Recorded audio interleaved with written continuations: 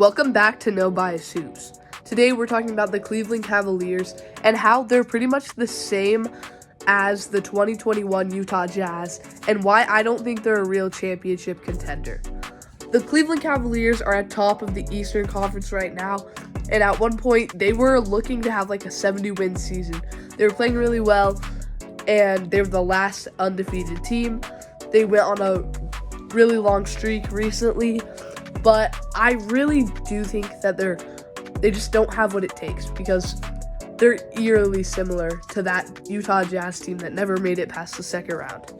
So first, they have Darius Garland at point guard. The Jazz had Mike Conley, who a few years ago is literally almost the exact same player as Darius Garland. He can shoot when needed, but he's mostly just a passer. He's not the best defender, he's small, and he was a good fit alongside Donovan Mitchell, and that's what Darius Garland is. He's small, he can shoot when needed to, but not an elite shooter by any means, and he's mainly there for his passing.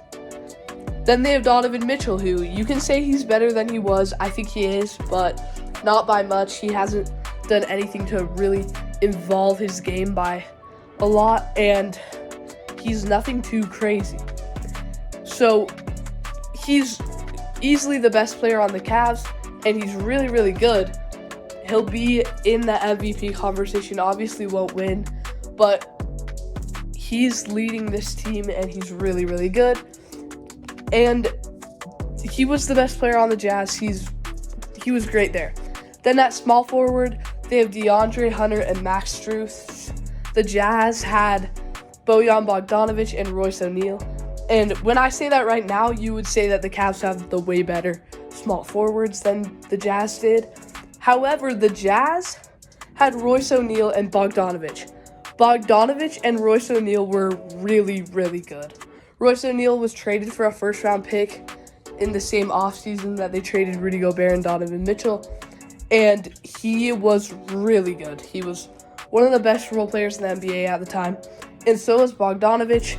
He was averaging a ton of points per game and shooting really well. He was the guy that they wanted to take their game winners, and he was great. They traded him to Detroit, where he averaged around 20 points per game, and then now he's gotten injured a few times and isn't very relevant, but I don't see him as really any worse than DeAndre Hunter and Max Strus are. So the small forward room is about the same for me. At power forward, the Jazz did not have much.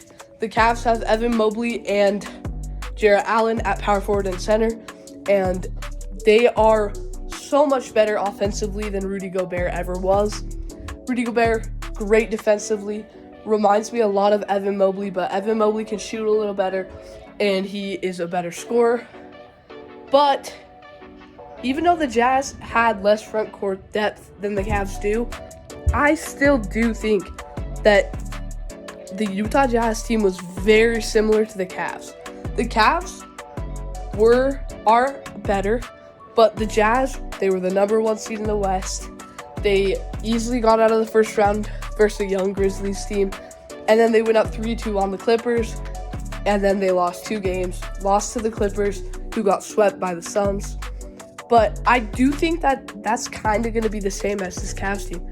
I don't think they're going to get out of the second round. They're probably going to be playing either the Knicks or the Magic or a team like that really could put up a fight, because the Cavs are good, but they don't have that X factor on offense that I think you need to win a championship. They're a good shooting team, but they're not that good of a shooting team. When they're playing the Celtics, they just don't have anything that rivals what the Celtics can do. I don't think they're going to be able to beat a team like the Knicks either. And I don't think that the Cavs are a championship contender this season, and they're going to need to do something big next season to be able to rival these super teams like the Cavs. So let me know what you think about the Cavs, and see you next time on No Bias Hoops.